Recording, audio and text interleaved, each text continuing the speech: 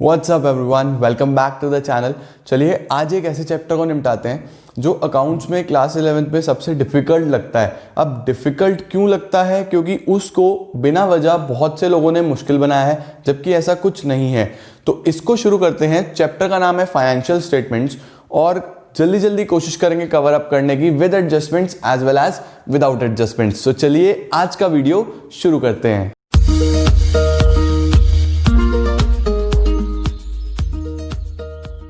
चलिए शुरू करते हैं और समझते हैं कि एक्चुअल में फाइनेंशियल स्टेटमेंट्स में है क्या।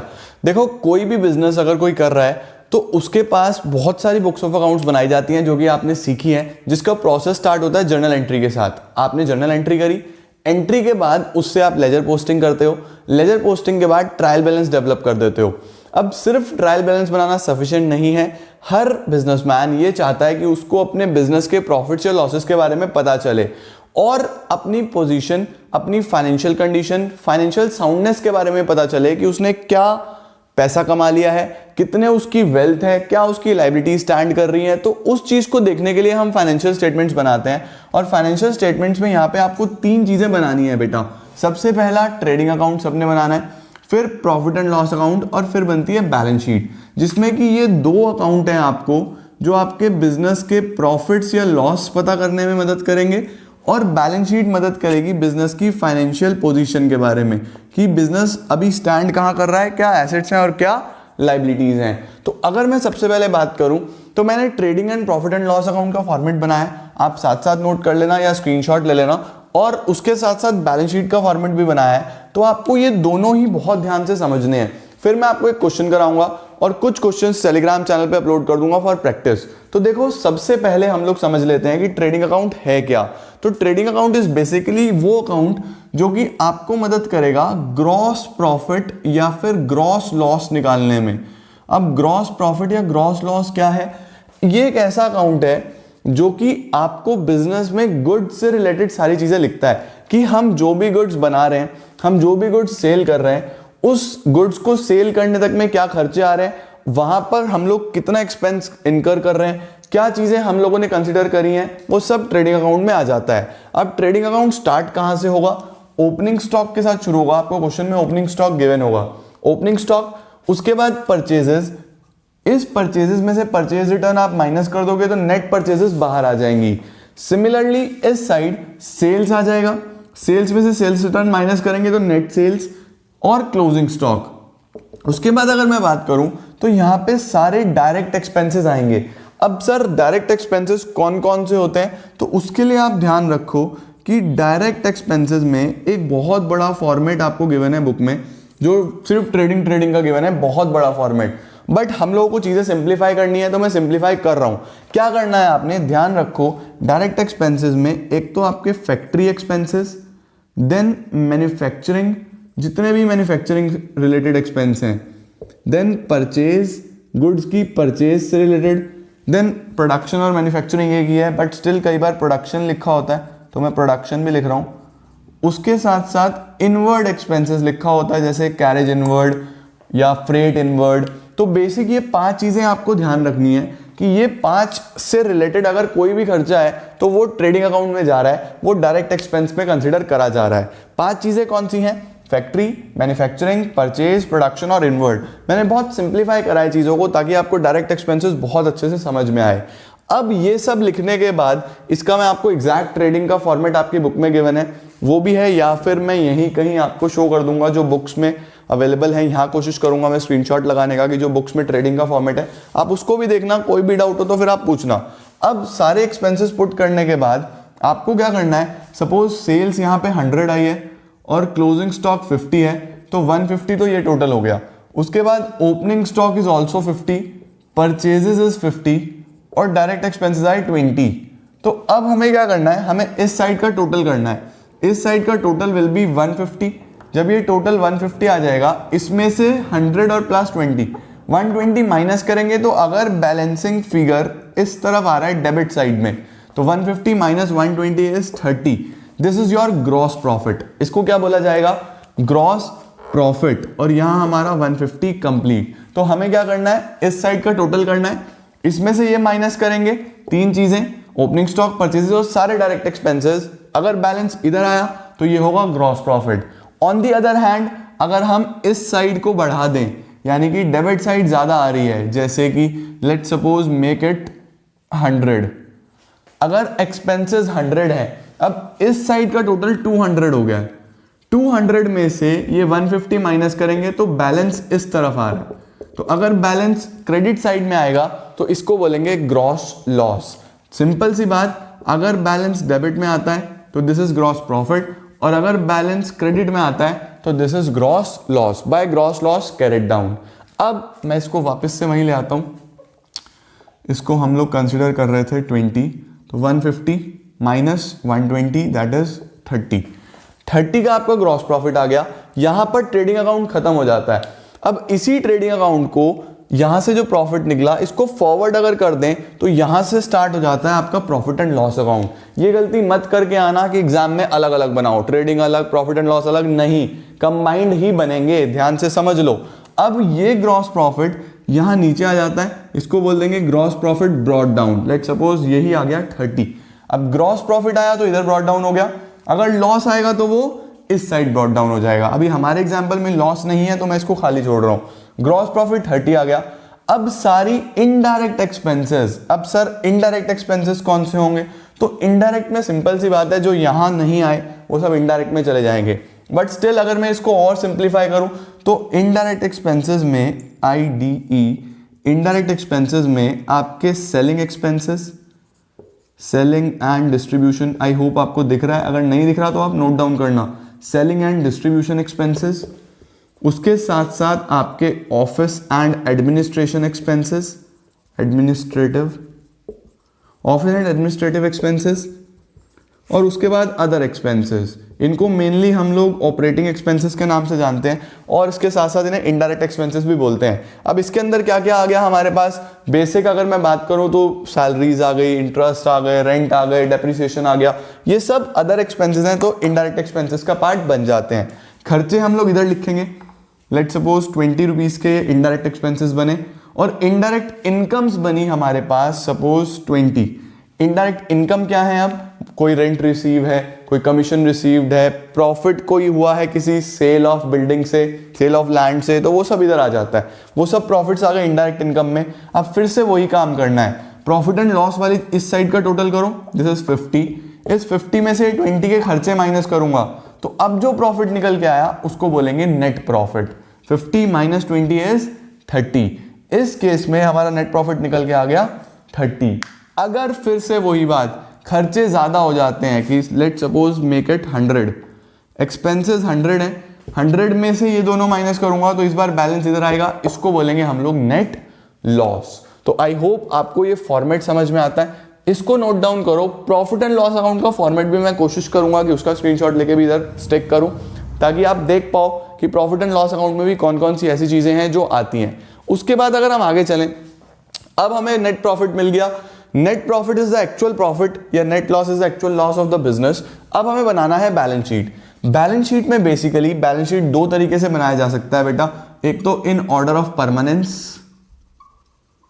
और एक इन ऑर्डर ऑफ लिक्विडिटी।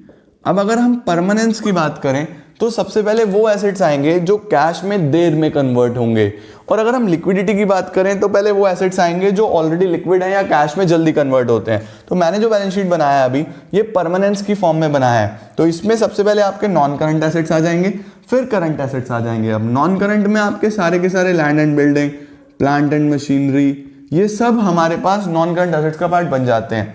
ऐसे नीचे आते आते जब करंट एसेट्स में जाओगे तो करंट एसेट्स आपके कैश, स्टॉक, डेटर, ये सब आपके करंट एसेट्स का पार्ट बन जाते हैं। तो इस ऑर्डर में बैलेंस शीट बनेगा एसेट साइड से। उसके बाद अगर लायबिलिटी साइड की बात करूं तो सबसे पहले कैपिटल, कैपिटल को इनर कॉलम में लिखेंगे, जो भी ड्रॉइंग्स हैं वो यहां से माइनस होगा। अगर यहाँ नेट लॉस आया तो वो भी यहां से माइनस होगा, अगर नेट प्रॉफिट आया तो यहाँ पे प्लस हो जाएगा। तो इन दोनों में से एक ही होगा, इधर नेट लॉस और नेट प्रॉफिट। नेट लॉस होगा तो माइनस करना, नेट प्रॉफिट होगा तो प्लस करना। कैपिटल की वैल्यू बाहर आ जाएगी आउटर कॉलम में। इसके बाद non current liability, non current liability में आपके सारे लोन्स आ जाएंगे, उसके अलावा कोई और डिबेंचर्स वगैरह होंगे तो वो आ जाएंगे। उसके बाद हमारी करंट लायबिलिटीज, करंट लायबिलिटीज में बिल पेबल्स, क्रेडिटर्स, ये सब करंट लायबिलिटीज का पार्ट बन जाएंगे। एट लास्ट आपका ये बैलेंस शीट लास्ट में बिल्कुल मैच होना चाहिए। अगर ये बैलेंस शीट मैच हो रहा है तो आपने सब कुछ बिल्कुल ठीक करा है। अगर बैलेंस शीट मैच नहीं हो रहा तो इसका मतलब आप कहीं ना कहीं एरर कर रहे हो, कहीं ना कहीं गलती कर रहे हो। अब एक चीज ध्यान रखना कि जरूरी नहीं है कि अगर बैलेंस शीट मैच है तो भी आपका क्वेश्चन बिल्कुल करेक्ट है। कई बार ऐसा हो जाता है कि आप कुछ माइनर मिस्टेक कर रहे हो, still balance sheet gets matched. तो बैलेंस शीट मैच होना भी कोई श्योरिटी नहीं है, बट काफी केसेस में, मेजॉरिटी ऑफ केसेस में अगर बैलेंस शीट मैच है तो आपका क्वेश्चन करेक्ट है। अब आप इसका स्क्रीनशॉट लेना है, स्क्रीनशॉट लो। नोट डाउन कर रहे हो, नोट डाउन करो। मैं आता हूं आपके पास एक अच्छा सा क्वेश्चन लेके। तो चलो, अब आपने कॉन्सेप्ट्स उतार लिए होंगे, अब आपको एक क्वेश्चन सॉल्व कराते हैं। मैंने यहाँ पे सॉल्यूशन लिखा है। सबसे पहले आपको क्वेश्चन ही दिखा देते हैं। तो सबसे पहले आप क्वेश्चन का स्क्रीनशॉट लो या इसको नोट डाउन करो।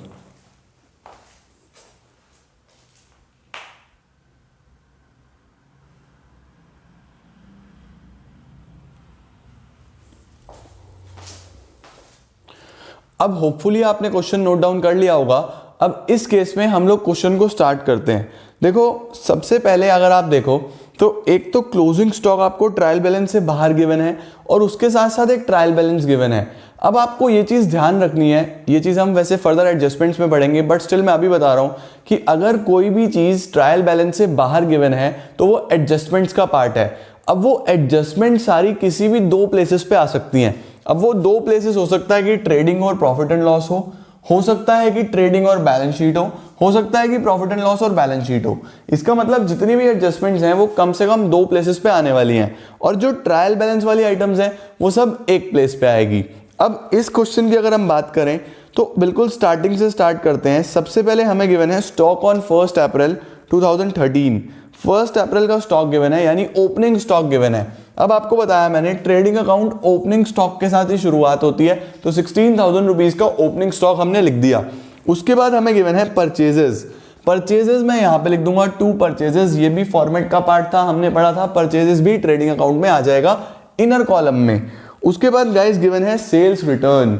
अब आपको क्या करना है, आपको ढूंढने नहीं है कि कौन सा ट्रेडिंग में, कौन सा प्रॉफिट एंड लॉस में। आप स्ट्रेट फॉरवर्ड पुट करो सेल्स की वैल्यू जब आएगी इसको खाली छोड़ दो, माइनस करो सेल्स रिटर्न और ये वैल्यू आप लोग यहां पर लिख दो। सेल्स रिटर्न की वैल्यू आ गई 2,000 रुपीज। देन गाइज हमें गिवन है कैरेज की अगर बात करें तो कैरेज भी ट्रेडिंग में ही एक डायरेक्ट एक्सपेंसेस का पार्ट बनता है। कैरेजेस बेसिकली कि अगर आप रॉ मटेरियल मंगा रहे हो या आप कुछ परचेज के लिए सामान मंगा रहे हो तो उस पर आने जाने का किराया कितना लगा है, दैट इज एक्चुअली कैरेज। तो ये भी एक तरीके से डायरेक्ट एक्सपेंस बन जाता है और ये भी यहीं पर आ जाएगा कैरेज 3,500 रुपीज।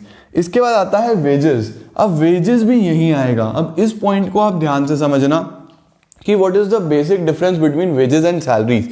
3 फॉर्म में आ सकता है, या तो ओनली वेजेस या ओनली सैलरीज या फिर वेजेस एंड सैलरी या फिर सैलरीज एंड वेजेस। अब यहाँ पे बेसिक डिफरेंस समझना, वेजेस जो होंगे वो फॉर फिजिकल लेबर दिए जाएंगे और सैलरीज फॉर मेंटली, जो लोग मेंटल वर्क करते हैं, जो अपने माइंड से काम करते हैं, उनको दिए जाते हैं। तो wages is basically related to physical work और ये फिजिकल वर्क फैक्ट्री रिलेटेड होता है, और salaries are related to mental work और ये मेंटल वर्क ऑफिस रिलेटेड होता है। तो अगर वेजेस होंगे तो वो फैक्ट्री का पार्ट माना जाता है, तो वो ट्रेडिंग अकाउंट में चला जाएगा, और अगर सैलरीज होंगे तो फिर वो ऑफिस का पार्ट बनता है, फिर वो प्रॉफिट एंड लॉस अकाउंट में जाएगा। अब अगर सर कंबाइंड हो गए तो आप पहला वाला चेक करोगे, अगर वेजेस एंड सैलरी है तो पहले वेजेस है फिर वो ट्रेडिंग में जाएगा, और सैलरी एंड वेजेस है तो पहले सैलरी है फिर वो प्रॉफिट एंड लॉस में जाएगा। उसके बाद हमारे पास वेजेस गिवन है तो हमने वेजेस यहां पर लिख दिया। देन हमें गिवन है सैलरीज। सैलरीज अब ओनली सैलरीज है तो ये ऑफिस से रिलेटेड खर्चा है, तो हम इधर लिख देंगे 2 सैलरीज। ये सारा स्पेस आप खाली छोड़ दोगे। अभी फिलहाल आप कुछ नहीं करोगे, इतनी जगह स्पेस खाली छोड़ दो। अब यहाँ पे क्या सर हम ज्यादा स्पेस खाली छोड़ सकते हैं? बिल्कुल, आप 5-7 लाइनें खाली छोड़ दो, कोई प्रॉब्लम नहीं है। स्पेस खाली छोड़ो, आराम से क्वेश्चन करो, अलग अलग नहीं बनाना। सैलरीज पुट डाउन करो। सैलरीज के बाद आ गया हमारे पास प्रिंटिंग स्टेशनरी, अदर एक्सपेंसेस का पार्ट है, प्रिंटिंग स्टेशनरी भी इधर आ गया। उसके बाद हमारे पास होता है ट्रेड एक्सपेंसेस। अब ध्यान रखना, ट्रेड एक्सपेंसेस लगते हैं कि ट्रेडिंग में जाएंगे, लेकिन ये जो ट्रेड एक्सपेंसेस हैं ये बेसिकली सामान को बेचने के लिए एक्सपेंस करे जाते हैं, सेलिंग एक्सपेंसेस का पार्ट बनते हैं, और ये प्रॉफिट एंड लॉस अकाउंट में आएंगे। उसके बाद हमें गिवन है कैश। अब गाइस कैश जो है वो एसेट है, तो आप यहां से हट जाओ, सीधा बैलेंस शीट में पहुंचो और बैलेंस शीट में लिखो कैश। जो जो चीज आती जाएगी लिखते जाना। कैश के बाद हमारे पास गिवन है बिल्स रिसीवेबल्स। मैं शॉर्ट में लिख रहा हूं, आप शॉर्ट में नहीं लिखोगे। बिल रिसीवेबल हमने एसेट्स में लिख दिया। उसके बाद हमें गिवन है डेटर्स, डेटर्स भी हमने एसेट्स में लिख दिए। उसके बाद हमें गिवन है land and building, plant machinery. Land and building भी एसेट का पार्ट बन जाएगा, लैंड एंड बिल्डिंग। फिर प्लांट मशीनरी भी एसेट्स का पार्ट बनेगा, प्लांट एंड मशीनरी। उसके बाद हमें गिवन है गाइस ड्राइंग्स। ड्राइंग्स मैंने आपको फॉर्मेट में बताया, कैपिटल में से माइनस होगा, तो कैपिटल जब आएगा तब लिख लेंगे। अभी फिलहाल ड्राइंग्स यहां से आप माइनस कर लो। ड्राइंग्स माइनस करके दिखा दिया। फर्नीचर एंड फिक्सचर्स भी एसेट है, फर्नीचर फिक्सचर्स भी हमने एसेट में दिखा दिया। उसके बाद हमें गिवन है rent and taxes. Rent and taxes एक फिर से इनडायरेक्ट एक्सपेंस है, इनडायरेक्ट एक्सपेंस फिर से इधर आ गया। अब पता कैसे चल रहा है, ट्रेडिंग में वही बोलूंगा, वापस से ध्यान रखना, वही 5 चीजें। कौन कौन सी? फैक्ट्री, प्रोडक्शन, उसके बाद आपका मैन्युफैक्चरिंग, मैन्युफैक्चरिंग के बाद परचेज, और परचेज के बाद इनवर्ड। ये 5 चीजें जहां मिलेंगी वहीं आएगा। अब यहां कहां लिखा है कि ये रेंट फैक्ट्री का रेंट है, नहीं लिखा तो आप खुद एज्यूम नहीं करोगे। अगर लिखा था फैक्ट्री रेंट फिर वो यहीं चला जाता, तो इसलिए रेंट पीएल में ही आएगा। उसके बाद अब क्रेडिट साइड की बात करें तो सबसे पहले हमें गिवन है creditors. Creditors is your liability, liability में आ जाएगा। परचेज रिटर्न, अब परचेज रिटर्न कहां? परचेज में से माइनस करेंगे परचेज रिटर्न, नेट परचेजेस बाहर। उसके बाद सेल्स की वैल्यू मिल गई हमें 1,03,000, 1,03,000 सेल की वैल्यू पुट करेंगे तो ये वैल्यू आएगी 1,01,000 नेट सेल्स।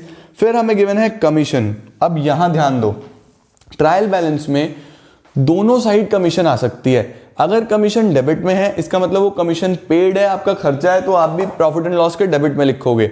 अब अगर यही कमीशन क्रेडिट में है तो इनकम है, आप इधर लिखोगे बाय कमीशन रिसीव। तो अगर क्रेडिट में है तो प्रॉफिट एंड लॉस के क्रेडिट में आएगा, डेबिट में है तो प्रॉफिट एंड लॉस के डेबिट में आएगा। उसके बाद सर कैपिटल, कैपिटल की वैल्यू पुट कर दो 56,000 रुपीज, कैपिटल भी लाइबिलिटी में आ जाएगा। उसके बाद बिल्स पेबल और बैंक लोन, बिल पेबल भी लाइबिलिटी का पार्ट है और बैंक लोन भी लाइबिलिटी का पार्ट है। अब देखो आपको क्या करना है। सबसे पहला काम वही जो मैंने आपको बताया कि सिर्फ इस साइड का टोटल करो, इधर का टोटल करा तो आया 1,19,000। इस 119 में से ये सभी खर्चे माइनस कर दो। ये सब माइनस करने के बाद बैलेंसिंग फिगर इधर आ रहा है, बैलेंस इधर आ रहा है, तो हम लोग इसको बोलेंगे ग्रॉस प्रॉफिट कैरिड डाउन।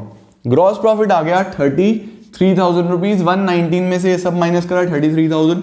ये ग्रॉस प्रॉफिट नीचे आएगा, इसको बोलेंगे ग्रॉस प्रॉफिट ब्रॉट डाउन, ये इधर आया। अब ये टोटल करा सिर्फ तो बना 37,500, इसमें से ये सब खर्चे माइनस कर दो तो नेट प्रॉफिट निकल के आया 15,600। अब ये नेट प्रॉफिट का क्या करना है? This net profit is to be transferred to capital. इस नेट प्रॉफिट को आप कैपिटल में क्या कर दोगे? प्लस कर दोगे। अगर यहां नेट लॉस आता तो हम यहां से माइनस कर देते। प्लस करने के बाद जो नेट वैल्यू आई वो आई 63,600। अब आपकी बैलेंस शीट बिल्कुल मैच होनी चाहिए, दोनों साइड का टोटल करो। अगर ये टोटल सेम आ रहा है तो आपने क्वेश्चन बिल्कुल ठीक करा है, अगर सेम नहीं आ रहा तो कुछ ना कुछ गड़बड़ है। तो होपफुली आज की एक कॉन्सेप्ट रिलेटेड वीडियो आपको क्लियर हुई। कॉन्सेप्ट बिल्डिंग में आपकी काफी मदद करेगी। इसके कॉन्सेप्ट बिल्ड करने के बाद फिर हम आगे बढ़ते हैं। नेक्स्ट वीडियो में मैं आपको कुछ और अच्छे क्वेश्चंस कराता हूं इसी से रिलेटेड, कुछ और कॉन्सेप्ट्स देखते हैं, फिर आगे बढ़ते हैं हम इसके सेकंड चैप्टर की तरफ जो है फाइनेंशियल स्टेटमेंट्स विद एडजस्टमेंट्स। तो thank you so much guys for watching. बस वीडियो को लाइक जरूर कर देना। कुछ भी आपको क्वेरी आती है तो कमेंट सेक्शन में पूछ लेना या फिर इंस्टाग्राम पर पूछ लेना। और इंस्टाग्राम पर क्योंकि बहुत सारे मैसेजेस होते हैं तो मैं रिप्लाई कई बार नहीं कर पाता, तो आप दोबारा मैसेज कर दिया करो, आपका मैसेज ऊपर आ जाएगा तो मुझे दिख जाएगा। तो चलिए आज के लिए इतना ही, मिलते हैं आपको नई वीडियो में। और वीडियो को शेयर जरूर करना क्योंकि जितना आप शेयर करोगे उतने लोगों तक पहुंचेगा, हम लोगों के लिए वही मोटिवेशन है। तो thank you so much guys, see you soon.